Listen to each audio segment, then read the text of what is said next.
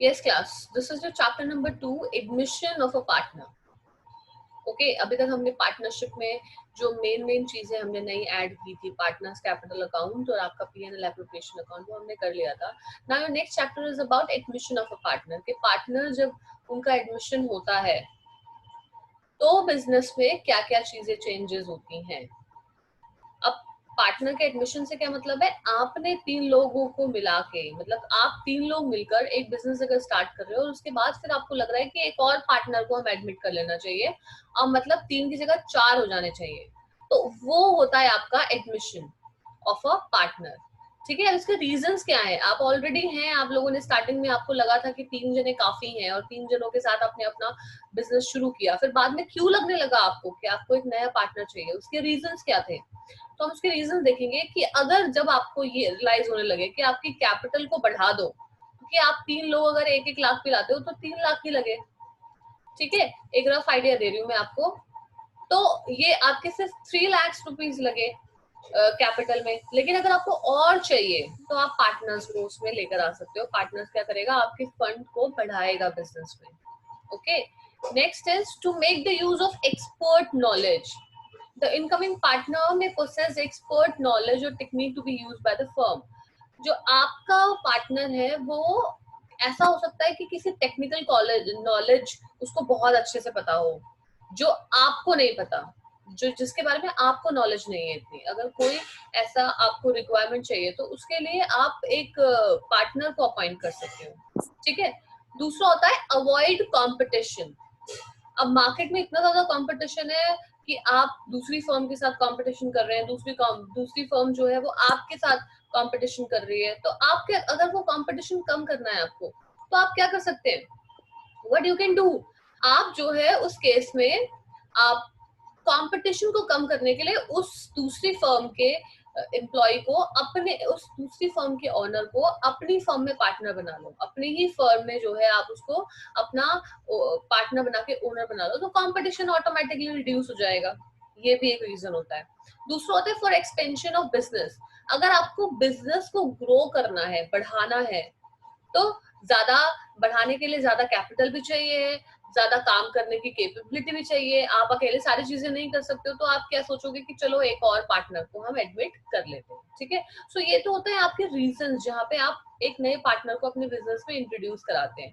अब हम दूसरा देखते हैं कि at the time of admission of new partner following adjustments are required.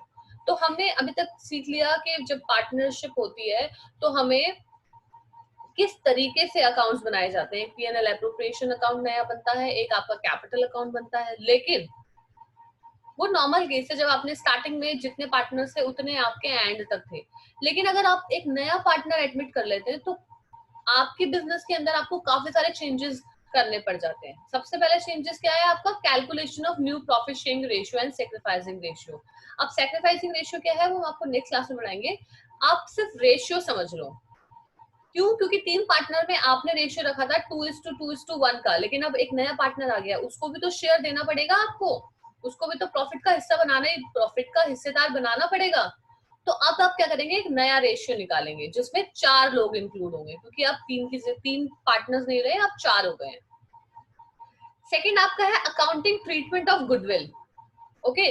Accounting treatment of goodwill क्या है, जो अब goodwill, as you all know that goodwill is about the reputation of the organisation in the market. ठीक है. आप किस तरीके के क्वालिटी प्रोडक्ट सामने वाले को देते हो या आपकी क्या रेपुटेशन है, वो होती है गुडविल. तो उस गुडविल की भी ट्रीटमेंट की जाती है जब एक नया पार्टनर एंटर करता है. ठीक है. वो हम देखेंगे कि कैसे करता है. थर्ड है आपका accounting treatment of accumulated profit, reserves and accumulated loss. आपको बहुत सारी ट्रीटमेंट करनी पड़ती है. रिजर्व्स की ट्रीटमेंट, रिजर्व्स में कैलकुलेशन करनी पड़ेगी.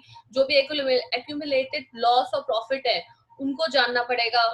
इसके अलावा आपको रिवैल्यूएशन करना पड़ेगा एसेट्स का. एसेट्स की दोबारा से वैल्यू निकालनी पड़ेगी अब.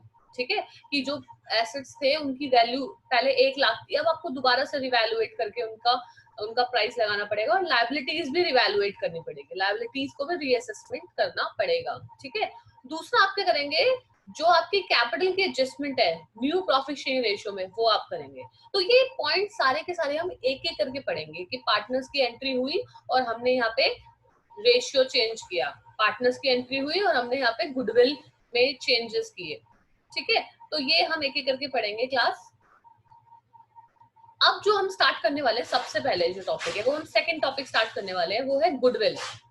ओके, जब एक पार्टनर आता है तो गुडविल चेंजेस के लिए हमें क्या क्या करना पड़ता है, वो करने से पहले, वो समझने से पहले ये आप समझेंगे कि गुडविल क्या होती है। As I told you earlier, goodwill आपका एक बिजनेस की रेपुटेशन है, जो कि ये बताती है कि आपका जो बिजनेस है, जो आप सामान बेच रहे हो, वो आपके गुडविल पे डिपेंड करता है। अगर आपकी अच्छी गुडविल होगी, आपका सामान ज्यादा बिकेगा, अगर आपकी बेकार गुडविल होगी तो आपका सामान कम बिकेगा।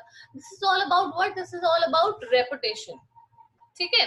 अब गुडविल को हम जो है क्लासिफाई कर सकते हैं, डिवाइड कर सकते हैं दो तरह की गुडविल में। एक होती है परचेज गुडविल और एक होती है सेल्फ जनरेटेड गुडविल। क्लास ये समझेंगे परचेज गुडविल क्या है। परचेज गुडविल है आपकी कि आपने इस तरीके की गुडविल जो है वो खरीदी है। अब गुडविल कैसे खरीद सकते हो? गुडविल आप खरीद सकते हो कि किसी का ऑटोमेटिक जो है बिजनेस बहुत अच्छा चल रहा है, आपने क्या किया, उसका नाम खरीद लिया। होता है ना, फ्रेंचाइजी ले लेते हैं और उनके नाम से आप काम कर रहे होते हैं, तो पार्टनरशिप में आपने उनके नाम से उनका नाम जो है अपने बिजनेस के साथ जोड़ लिया, एक ऐसी कंपनी का नाम जो कि ऑलरेडी मार्केट में बहुत फेमस है, तो आपको उसकी गुडविल खरीदनी पड़ेगी, ठीक है ना। तो उसके लिए आप पेमेंट्स करेंगे और एक पर्टिकुलर अमाउंट देकर आप खरीद लेंगे। जब आप हमें कभी भी गुडविल खरीदते हैं तो बैलेंस शीट में दिखाना पड़ता है आपको, ओके। अब एक होती है दूसरी सेल्फ जनरेटेड गुडविल। अब सेल्फ जनरेटेड गुडविल क्या है? सेल्फ जनरेटेड गुडविल होती है आपकी जो आपने बिजनेस को चलाकर खुद बनाई है, जिसके पूरे भागीदार आप हैं, जिसके लिए रिस्पॉन्सिबल आप हैं। मतलब आपने अच्छा काम किया, आपकी अच्छी गुडविल बन गई, आपने अच्छा काम नहीं किया, आपकी अच्छी गुडविल नहीं बनी। तो जो आप बिजनेस रन कर रहे हैं, उस बिजनेस को रन करने की वजह से जो इंटरनली जनरेट हुई है गुडविल, वो आपकी सेल्फ जनरेटेड है। और सेल्फ जनरेटेड से ही समझ जाएंगे कि खुद जनरेट, खुद बनानी, ठीक है। इस तरह की गुडविल को हम बैलेंस शीट में रिकॉर्ड नहीं करते। अब देखो एक चीज इसमें क्यों रिकॉर्ड नहीं करते, इसमें एक चीज क्या इंपॉर्टेंट है, वो ये है कि गुडविल की जो कैलकुलेशन है ना, this is a very tricky task. क्या ट्रिकी है कि भाई आपको नहीं पता कि आप अपने बिजनेस की कितने अमाउंट में गुडविल रखेंगे, क्योंकि हम एक खरीदी हुई चीज, जैसे कि एक फर्नीचर है, उसको हम एक अमाउंट में जो है मेजर कर सकते हैं कि ये आपका 50,000 में आ जाएगा, ये 60 में आ जाएगा। बिल्डिंग जो है वो आपकी 1 करोड़ की है, जो भी। तो इनको आप एक अमाउंट में बता सकते हो, लेकिन गुडविल को आप क्या अमाउंट में बताओगे कि मेरी गुडविल है, इसको मैं 1 लाख दूं, 2 लाख दूं, क्या करूं? You getting my point? तो इसको हमें कैलकुलेट करना पड़ता है कुछ चीजों के बेस पर। उसके जो मेथड्स हैं, आगे 3 मेथड्स जिससे हम गुडविल कैलकुलेट करेंगे, वो हम आगे पढ़ेंगे। लेकिन एक चीज आप समझेंगे कि goodwill all depends on you, कि आपने डिसाइड कर लिया, वो आप पे डिपेंड करता है। दूसरा, जब आप अपना अगर आप अपना बिजनेस बेच रहे हैं तो सामने वाले ने उसी बात पे एग्री हो गया, उस पर भी डिपेंड करता है। लेट्स से आप बोल रहे हो कि मुझे जो है अपनी गुडविल 2 लाख की करनी है, ठीक है, आपने 2 लाख में बोल दिया। जब आपने 2 लाख बोला तो सामने वाला जो पर्सन है वो आपकी गुडविल 2 लाख में खरीदने के लिए रेडी नहीं है। तो जब सामने वाला पर्सन 2 लाख में रेडी नहीं है तो आप उसको बेच ही नहीं सकते, आपकी गुडविल मानी नहीं जाएगी। तो ये क्या है, कहीं ना कहीं जब आप बेच रहे हो तो दोनों की आपस की अंडरस्टैंडिंग है, और आपने जितनी अपनी गुडविल मान ली उतनी आपने मान ली, लेकिन आपको भी पता होना चाहिए कि वो कितनी होनी चाहिए। तो उसके लिए आप कुछ मेथड्स हैं, उन मेथड्स का इस्तेमाल करके उनको कैलकुलेट करते हैं, ठीक है क्लास। नेक्स्ट हम देखेंगे यहाँ पे factors affecting the value of goodwill. जो गुडविल की जो वैल्यू है ना, वो बढ़ती है, कभी घटती है। क्या क्या कारण है ऐसे जो गुडविल को बढ़ाते हैं और गुडविल को कम करते हैं? सबसे पहला कारण है नेचर ऑफ बिजनेस। अगर आपका बिजनेस एक बहुत अच्छी क्वालिटी कस्टमर को दे रहा है तो आपकी सेल बढ़ेगी, और जैसे ही आपकी सेल बढ़ेगी आपकी गुडविल भी बढ़ेगी। आप अगर अच्छी क्वालिटी कस्टमर को दे रहे हैं तो आपकी जो डिमांड है वो कांस्टेंट रहेगी, ये नहीं कि कभी बिल्कुल कम हो जाए, क्योंकि आप अच्छी क्वालिटी दे रहे हैं, कस्टमर को पसंद आ रहा है, आप कस्टमर आपसे खरीदेगा, है ना। होता है ना, हम जैसे कि अब हम कुछ प्रोडक्ट्स के नाम जब ले रहे होते हैं तो हमारे माइंड में एक कंपनी का नाम आ जाता है। वो कैसे आता है? गुडविल के ऊपर। फॉर एग्जाम्पल, हमने बोला कि लेट्स टॉक अबाउट मोबाइल, कि हमें मोबाइल खरीदना है, तो आपके माइंड में एक ना एक कोई ना कोई फोन जरूर होगा उस कंपनी का नाम, कि भाई ये वाला फोन बहुत अच्छा है, let's go for iPhone. IPhone बहुत अच्छा है मार्केट में, उसकी क्वालिटी बहुत अच्छी है, इतना महंगा फोन है, 1-1 लाख से भी ऊपर का आता है, फिर भी लोग खरीदते हैं, है ना। तो ये क्या है, एक अच्छी क्वालिटी वो दे रहे हैं, ऐसा क्वालिटी प्रोडक्ट्स दे रहे हैं। तो नेचर ऑफ बिजनेस पे भी डिपेंड करता है। दूसरा डिपेंड करता है लोकेशन ऑफ बिजनेस पे। अगर आपके बिजनेस की लोकेशन ऐसी जगह पे है जहां पर कस्टमर बहुत ज्यादा है, ऐसी मार्केट में है जहाँ पे कस्टमर बहुत ज्यादा, ऑटोमेटिकली गुडविल बढ़ जाएगी। क्यों? क्योंकि कस्टमर आएंगे, कस्टमर सामान खरीदेंगे, और जैसे जैसे आपका सामान बिकेगा, आपकी सेल डिसाइड करती है आपकी गुडविल। क्योंकि अगर आपकी सेल अच्छी है, दैट मीन्स आपके कस्टमर अच्छे हैं, और आपके कस्टमर ज्यादा है तो उसका मतलब सिर्फ इतना ही है कि आपकी रेपुटेशन अच्छी है। क्योंकि अगर जिसकी रेपुटेशन अच्छी नहीं होती, उसके पास कोई नहीं जाता।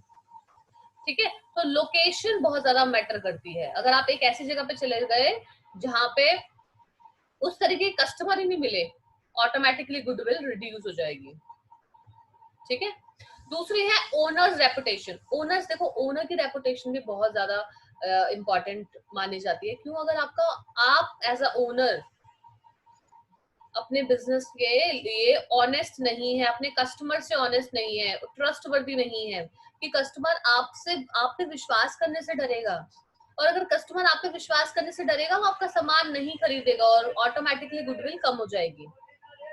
ठीक है। अगर आप अपने कस्टमर को बोल रहे हो कि हमारे सामान में तो बहुत सारी चीजें हैं, और वो सारी झूठ आप उनको बोल रहे हो, और जब वो उसका इस्तेमाल कर रहे हो तो कुछ और ही निकल रहा है, तो यहाँ पर क्या हो गया, आप ट्रस्टवर्दी नहीं कहलाएंगे, कस्टमर आप पे विश्वास नहीं करेंगे, और गुडविल ऑटोमेटिकली कम हो जाएगी। क्लियर है। Next is efficient management. कई बार हमें हमारी गुडविल हमें एक अच्छी मैनेजमेंट भी प्रोवाइड करती है। अगर हमने बहुत अच्छी मैनेजमेंट कर रखी है ना, तो हमारे बिजनेस की प्रोडक्टिविटी बढ़ती है, और कॉस्ट कंट्रोल होती है। कॉस्ट कंट्रोल होती है, प्रोडक्टिविटी बढ़ती है, हमारी गुडविल इंक्रीज हो जाती है। एज अ मैनेजर मैं क्या करूंगी अपने बिजनेस के लिए, सेल्स टीम बहुत अच्छी रखूंगी, मार्केटिंग टीम में मैं बोलूंगी कि मेरी मार्केटिंग टीम बहुत अच्छी हो, जो कि मेरे प्रोडक्ट को प्रमोट करे मार्केट में। होता है ना, हमें हर चीज जो है उसको प्रमोशन करना पड़ता है, नहीं तो लोगों को नहीं पता चलता। लोगों को अट्रैक्ट करना है सामान खरीदने के लिए। आजकल तो you can see the films के लिए भी लोग प्रमोशन करते हैं, कितना प्रमोशन करते हैं, है ना, so that people will go and watch the movies. So वैसे ही मैं भी सोचूंगी कि भाई एक ऐसी मैनेजमेंट रखूं जहां पे मैं बहुत अच्छा मार्केटिंग डिपार्टमेंट कर दूं, सेल्स डिपार्टमेंट बहुत अच्छा कर दूं, ठीक है, अपना क्वालिटी प्रोडक्ट्स बना लूं। तो अगर मेरी मैनेजमेंट अच्छी है तो मैं ये सारी चीजें कर पाऊंगी, और मैं अगर ये सारी चीजें कर ली तो मैं अपनी गुडविल को बढ़ा सकती हूँ। Okay. Next is market situation. Market situation पे भी बहुत ज्यादा आपका मैटर करता है आपकी गुडविल। कई बार आप मोनोपोली में हैं। मोनोपोली का मतलब क्या होता है, सिर्फ जो सामान आप बेच रहे हैं वो सिर्फ आप ही बेच रहे हैं, उसका कोई और कंपनी नहीं है, उसकी कोई और उसका ओनर नहीं है, सेम आपके जैसा प्रोडक्ट कोई नहीं बेच रहा है मार्केट में। ठीक है। तो ऐसी जगह पे आपकी गुडविल बहुत बढ़ती है, ऐसी जगह पे जहाँ पे कंपटीशन बहुत लिमिटेड हो। लेकिन आजकल बहुत रेयर केस ही होता है ऐसा जहाँ पे किसी में आपको कंपटीशन ना मिले, क्योंकि कंपटीशन हर जगह है। लेकिन अगर फिर भी आपको ऐसी कोई कंडीशन मिल गई, जो आपने नया नया कोई प्रोडक्ट बनाया है, वो कोई और नहीं बनाता, तो जब तक आप बना रहे हो और आप अकेले हो मार्केट में, आपका कोई कॉम्पिटिशन नहीं है, तो आप ही उस मार्केट के किंग कहलाओगे। ठीक है। क्योंकि कस्टमर और कहीं जाना नहीं है, आप ही के पास आना है उसको, तो ऑटोमेटिकली आपकी गुडविल बढ़ जाएगी, इट विल इंक्रीज।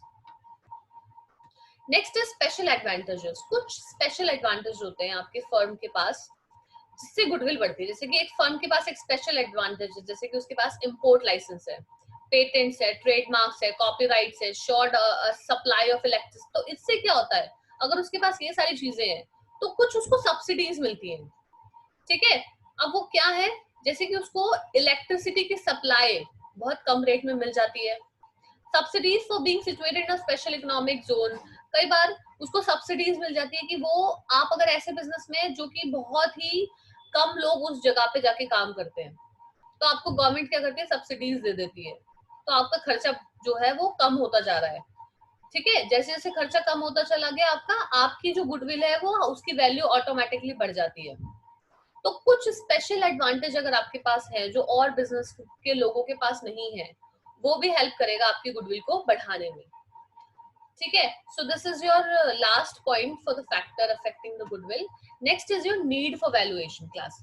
अब देखो, हमें एक जो वैल्यूएशन है in the context of a partnership firm, the need for valuation of goodwill arise the time of, आपको गुडविल पता है, लेकिन गुडविल की कैलकुलेशन करना क्यों जरूरी है? ठीक है, आपको पता है भाई आपकी जो गुडविल है कम से कम 10 लाख की तो होगी, मैं इतना पैसा कमाता हूँ, 10 लाख की होगी, लेकिन ये बिजनेस बहुत छोटा है, इसकी तो गुडविल करीबन 50,000 तक होगी बस। आप ऐसा सोच रहे हैं, तो अब भाई आपको कैलकुलेट करने की जरूरत क्यों पड़ रही है? रेपुटेशन है, अच्छी बात है, you have a reputation, customer आ रहे हैं आपके पास, काफी है, लेकिन फिर भी आप बोलते नहीं हमें गुडविल जो है वो वैल्यू, उसकी वैल्यू पता करनी है। तो उसकी जरूरत हमें पड़ती है कुछ कंडीशंस में। पहली कंडीशन ये है कि जब आप एज खुद आप पार्टनर्स हैं, एग्जिस्टिंग पार्टनर्स हैं, लेट्स से आप 2 पार्टनर्स हैं, अब आप 2 पार्टनर्स ने शुरू किया कि हम प्रॉफिट इक्वल इक्वल डिस्ट्रीब्यूट करेंगे, लेकिन कुछ टाइम बाद जाकर आप दोनों जो है वो चेंज हो गए इस बात से। अब आप बोल रहे हो कि हम अपना प्रॉफिट शेयरिंग रेशियो जो है वो चेंज कर लेते हैं। ठीक है, तो जब आपने डिसाइड किया कि आप अपना प्रॉफिट शेयरिंग रेशियो अब चेंज करेंगे, तो उस समय आपको गुडविल भी चेंज करनी पड़ेगी, गुडविल की वैल्यू भी कैलकुलेट करनी पड़ेगी। Okay class, you need to calculate the value of goodwill at that time. जब भी आप एक नया पार्टनर एडमिट करेंगे, आप 2 पार्टनर्स हैं, आपने क्या किया, एक और पार्टनर अपने बिजनेस में एडमिट कर लिया, तो जब आपने एक और पार्टनर अपने बिजनेस में एडमिट कर लिया, तभी भी आप गुडविल की वैल्यू निकालेंगे। और अगर आप 3 पार्टनर अब हो चुके हो, लेकिन अब आपका एक पार्टनर जाना चाहता है, वो आपके साथ बिजनेस कंटिन्यू करने में इंटरेस्टेड नहीं है, तो वो रिटायरमेंट लेना चाहता है, उस केस में भी आपको गुडविल जो है वो निकालनी पड़ेगी, उसकी वैल्यू। नेक्स्ट है डेथ ऑफ अ पार्टनर। मान लो कि एक पार्टनर की डेथ हो जाती है, तो ऑटोमेटिकली बिजनेस सारा चेंज हो जाएगा, क्योंकि अब जब वो पार्टनर ही नहीं रहा, तो उसके साथ प्रॉफिट क्या शेयर करोगे, उससे क्या एक्सपेक्ट करोगे वो आपके लिए काम करेंगे, है ना? जब वो रहा ही नहीं, तो सारी चीजें चेंजेस होती है उसमें, और आपकी गुडविल को आपको कैलकुलेट करना पड़ता है। दूसरा आता है जब आप फर्म को डिसोल्यूशन कर रहे हैं। डिसोल्यूशन मतलब आप अपनी बिजनेस को खत्म कर रहे हैं। अब आपने 5 साल 10 साल चला लिया, आपको लग रहा है कि नहीं इसमें मेरा कोई इंटरेस्ट नहीं है, मैं नेक्स्ट किसी और जगह पे जाना चाहता हूँ, या मुझे बहुत लॉस हो रहा है, मैं इतना लॉस बेयर नहीं कर सकता, कोई भी रीजन हो सकता है, तो आप डिसोल्यूशन, आपके फर्म को बंद करना चाहते हैं, उस समय भी आप क्या करेंगे, आप अपनी गुडविल को कैलकुलेट करेंगे। ठीक है, सो दिस इज अबाउट कि आपको क्या चीजें चाहिए। अब हम मेन चीज पे आएंगे। Now this is all about practical questions class. This is of methods of valuation. Goodwill को तो हमने पता कर लिया, गुडविल कैलकुलेट करनी है, गुडविल कैलकुलेट करनी है, स्टार्टिंग से हम बोले जा रहे हैं, तो गुडविल कैलकुलेट करें तो करें कैसे? इसके आपके कुछ मेथड्स है। ठीक है, as you can see, first is your average profit method. ठीक है, एवरेज प्रॉफिट मेथड को और ज्यादा ध्यान से समझने से पहले आप एक बार और मेथड्स इसके देख लो। एवरेज मेथड के अलावा नेक्स्ट आता है आपका वेटेड एवरेज मेथड, एक आता है आपका कैपिटलाइजेशन मेथड। ठीक है, एज यू कैन सी, और एक आता है आपका कैपिटलाइजेशन ऑफ सुपर प्रॉफिट्स। तो ये सारे मेथड्स हम एक एक करके पढ़ेंगे। सबसे पहले let's start with your average profit method. ये हम जो मेथड है इसमें करेंगे। इस मेथड में आपके 2 तरीके होते हैं, एक होता है सिंपल एवरेज। तो पहले सिंपल एवरेज से स्टार्ट करते हैं। अब देखो सिंपल एवरेज क्या है। इस मेथड में it is valued at agreed number of years of purchase of the average profit of the past years. Simple average से समझ जाओ कि average profit method simple average, कि आप जो गुडविल कैलकुलेट कर रहे हो वो अपने एवरेज प्रॉफिट पे कर रहे हो। अब एवरेज प्रॉफिट क्या होता है? एवरेज प्रॉफिट होता है कि किसी भी चीज का एवरेज निकाल सकते हो, आपको हर महीने प्रॉफिट हो रहा है। ठीक है, हम महीने महीने का कैलकुलेट कर लेते हैं, लेकिन बिजनेस में साल का पूरा प्रॉफिट लेके चलते हैं। हमने महीने का कैलकुलेट किया कि पहले महीने में हमें 50,000 हुए प्रॉफिट, दूसरे महीने में हमें 40 हुए, तीसरे में हमें जो है 45 हो गए, फिर उसके बाद हमें 47,000 प्रॉफिट हो गया, फिर उसके बाद 60,000 हो गया। इस तरीके से हमारा जो है प्रॉफिट चल रहा है। ईयर टू ईयर थोड़े से चेंजेस आ रहे हैं। चेंजेस आने के बावजूद भी एक एवरेज प्रॉफिट होता है।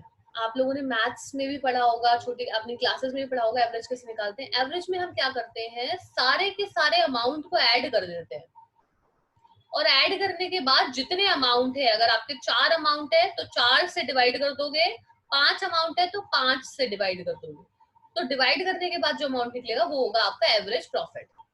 जब आपने एवरेज प्रॉफिट निकाल लिया, उस एवरेज, यहाँ पे जैसे कि मैंने फॉर्मूला लिखा है, sum of normal profit of different years, हर साल के अलग अलग साल के जो नॉर्मल प्रॉफिट आ रहा है उसको ऐड कर लो, और ऐड करने के बाद जितने साल का प्रॉफिट लिया है, नंबर ऑफ ईयर्स, उससे डिवाइड कर दो। ठीक है। नेक्स्ट आपका गुडविल। अब इस एवरेज प्रॉफिट को इस गुडविल में इस्तेमाल करके कैलकुलेशन करनी है। तो आप क्या, आपका फॉर्मूला क्या है, average profit into number of years of purchase. मतलब आप क्या करेंगे, एवरेज प्रॉफिट जो टोटल आपने निकाला है उसको मल्टीप्लाई कर देंगे कितने साल तक आप जो है परचेजिंग कर रहे हो। ये आपका number of years of purchase जो है क्वेश्चन में आपको गिवन होगा। अच्छा, एक चीज इसमें ध्यान देनी है आपको क्लास, कि मैंने इसमें बोला है कि एवरेज प्रॉफिट जो निकालते हैं वो आप निकालते हैं सम ऑफ नॉर्मल प्रॉफिट से। तो नॉर्मल प्रॉफिट ही कैलकुलेट करना है, क्योंकि गुडविल जो है ना नॉर्मल प्रॉफिट में के हिसाब से हम कैलकुलेट कर रहे होते हैं। नॉर्मल प्रॉफिट क्या है, नॉर्मल प्रॉफिट जो आपका नॉर्मल बेसिस पे, रोज डेली बेसिस पे आपका प्रॉफिट हो रहा है। लेकिन कई बार आपको एबनॉर्मल प्रॉफिट हो जाता है, कई बार आपको एबनॉर्मल लॉस हो जाता है, एकदम से कोई एक्सीडेंट हुआ कोई, और आपका बिजनेस को इतना नुकसान हो गया जो आप जनरली नहीं होता, आपका जो नॉर्मल नहीं है आपके लिए, एबनॉर्मल है, कोई एबनॉर्मल चीज। रोज आप जो है ऑनलाइन क्लासेस में आते हैं, लेकिन अगर मैं आपको बोल दूं चलो आप हम स्कूल में मिलेंगे, तो ये क्या एक एबनॉर्मल सी बात हो जाएगी, है ना। हम सबको पता है कि in this condition we are not allowed to go to the school. ठीक है। तो वो चीजें जो हमें एक्सपेक्ट है वो तो होती है नॉर्मल, जो हमें एक्सपेक्ट नहीं है वो है एबनॉर्मल। तो एबनॉर्मल ना तो लॉस को लेना है, ना ही एबनॉर्मल प्रॉफिट को लेना है। तो कभी भी आपको क्वेश्चन में अगर गिवन हो प्रॉफिट और उसके साथ लिखा हो कि ये इतने का एबनॉर्मल लॉस था और इतने का एबनॉर्मल प्रॉफिट था, उनको अपने प्रॉफिट में से हटा दो, क्योंकि आपको नॉर्मल प्रॉफिट चाहिए।